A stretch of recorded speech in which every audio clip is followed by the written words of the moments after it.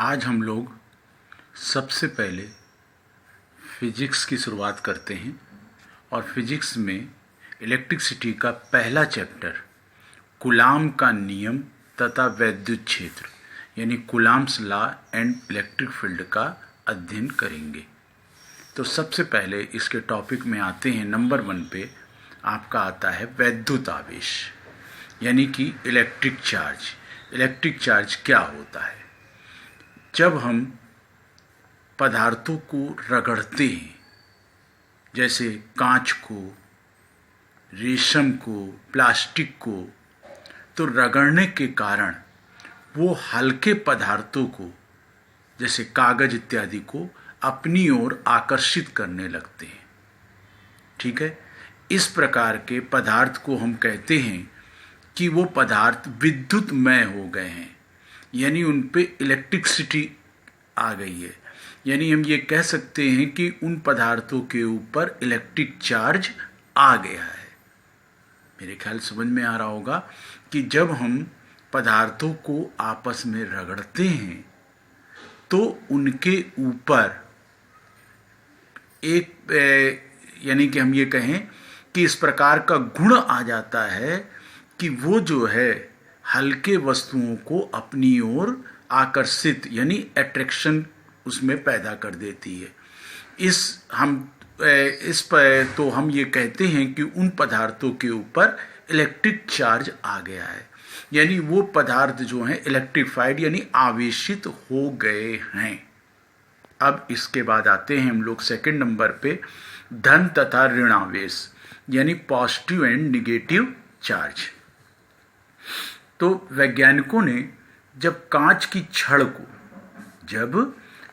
छड़ को रेशम पर रगड़ा, यानी कि जब ग्लास रॉड को सिल्क क्लॉथ पर रगड़ा, तो उन्होंने पाया कि एक प्रकार का आवेश उत्पन्न हो जाता है।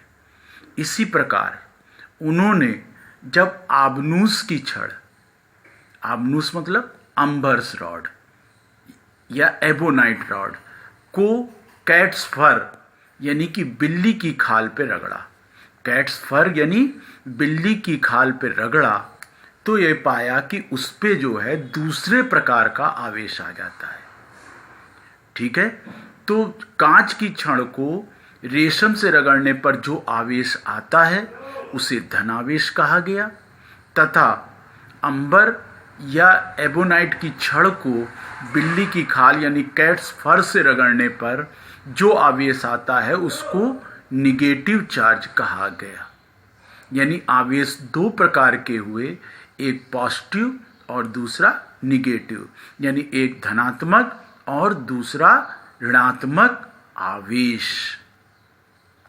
अब इसके बाद हम लोग तीसरे टॉपिक पे आते हैं, जो कि आपका है इलेक्ट्रॉन सिद्धांत यानी कि इलेक्ट्रॉन थ्योरी। इलेक्ट्रॉन थ्योरी के अंतर्गत हम लोग ये पढ़ेंगे कि किसी पदार्थ पर आवेश जो है वो उत्पन्न कैसे हुआ। तो उसके लिए हमको दो चीज़ें पिछले क्लास की और जाननी होंगी, कंडक्टर एंड इंसुलेटर। अब ये कंडक्टर क्या है?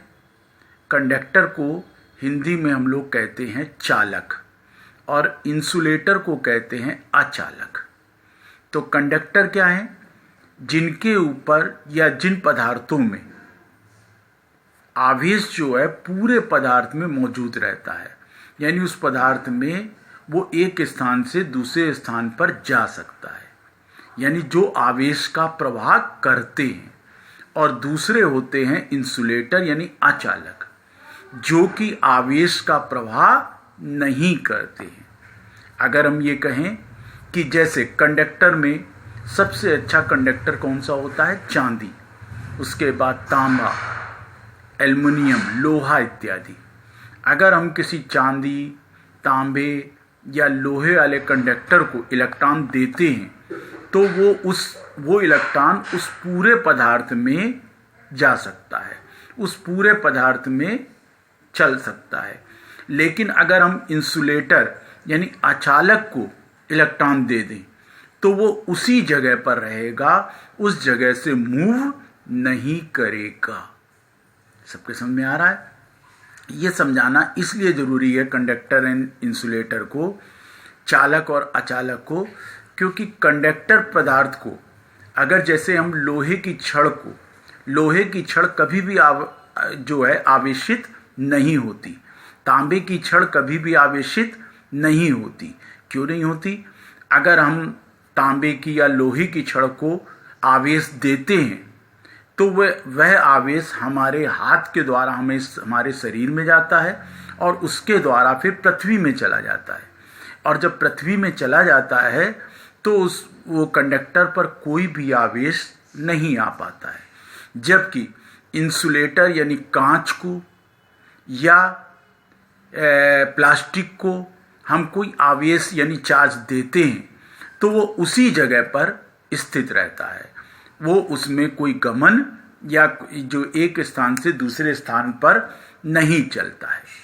अब इलेक्ट्रॉन थ्योरी हमारी क्या कहती है कि पदार्थ जो है वो कणों से मिलकर बना है।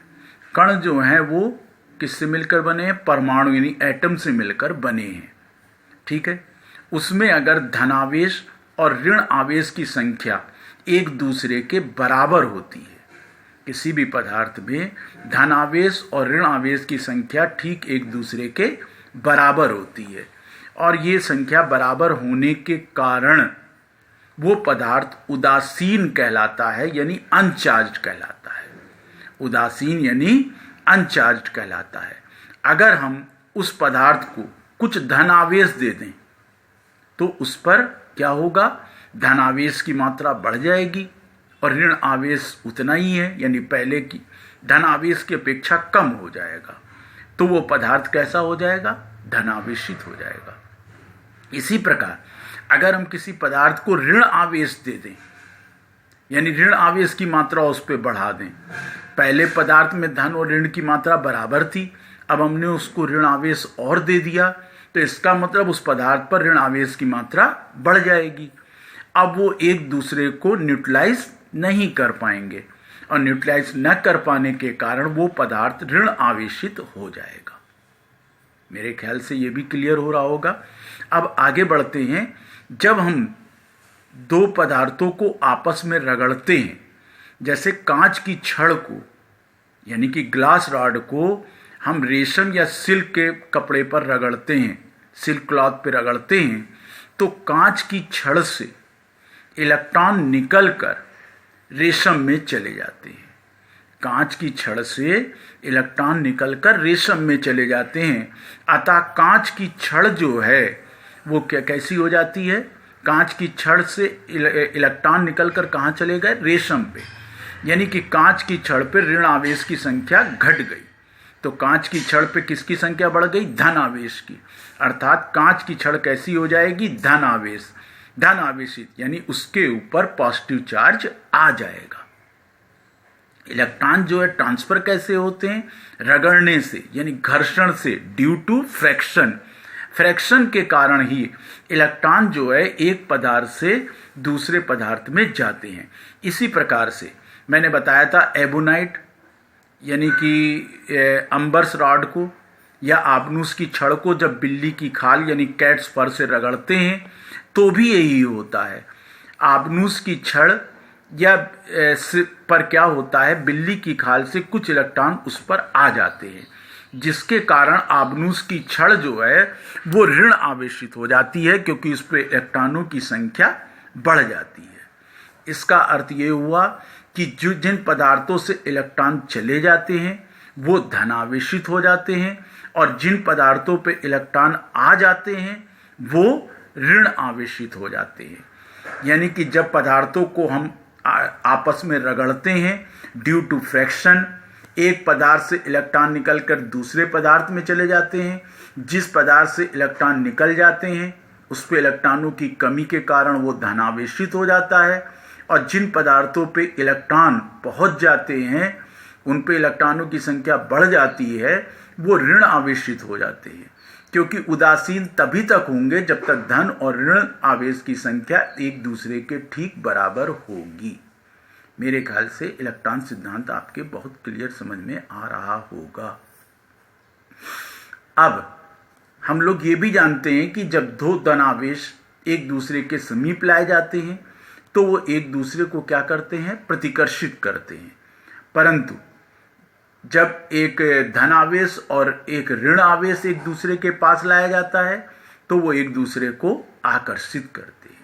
एक बार फिर से सुन लें, जब भी विपरीत प्रकृति के आवेश एक दूसरे के समीप लाए जाते हैं तो वो एक दूसरे को आकर्षित करते हैं, परंतु समान प्रकृति के आवेश जैसे धन और धन या ऋण और ऋण एक दूसरे के समीप लाए जाते हैं तो वह एक दूसरे को क्या करते हैं, प्रतिकर्षित करते हैं या रेपेल करते हैं। और जब विपरीत प्रकृति के लाए जाते हैं तो वो अट्रैक्शन करते हैं, यानी एक दूसरे को आकर्षित करते हैं। अब इसके बाद आता है नंबर 4 पर वैद्युत आवेश का संरक्षण, कंजर्वेशन ऑफ इलेक्ट्रिक चार्ज। ये लॉ ऑफ कंजर्वेशन के नाम से भी जाना जाता है। इस लॉ के अंतर्गत हम ये कह सकते हैं, हमने देखा हुआ है कि जब दो पदार्थों को आपस में रगड़ते हैं तो एक पदार्थ से मान लिया 5 इलेक्ट्रॉन निकलते हैं तो दूसरे पदार्थ में 5 इलेक्ट्रॉन जाते हैं। जिन पदार्थों से 5 इलेक्ट्रॉन उदाहरण के तौर पर जाते हैं, हम ये कहते हैं कि उस पर 5 इलेक्ट्रॉनों का पॉजिटिव चार्ज आ गया। जिस पदार्थ पर ये इलेक्ट्रॉन पहुंचते हैं तो हम ये कहते हैं कि उन पदार्थों पर -5 का आवेश आ गया, लेकिन टोटल आवेश कितना होगा, नील। यानी हम ये कह सकते हैं आवेश को ना तो हम उत्पन्न कर सकते हैं, यानी कि ना तो जनरेट कर सकते हैं, और ना ही उसे हम उसका एंड कर सकते हैं, यानी उसे हम समाप्त कर सकते हैं। तो लॉ ऑफ कंजर्वेशन क्या कहता है कि आवेश को ना तो उत्पन्न किया जा सकता है और ना ही नष्ट किया जा सकता है। यानी आवेश जो है सदैव क्या रहेगा, कंजर्व रहेगा। आवेश केवल एक पदार्थ से दूसरे पदार्थ में जाएगा, लेकिन आवेश को ना तो हम उत्पन्न कर सकते हैं और ना ही आवेश को हम नष्ट कर सकते हैं। इसके आगे का अध्ययन अगले वीडियो में हम करेंगे।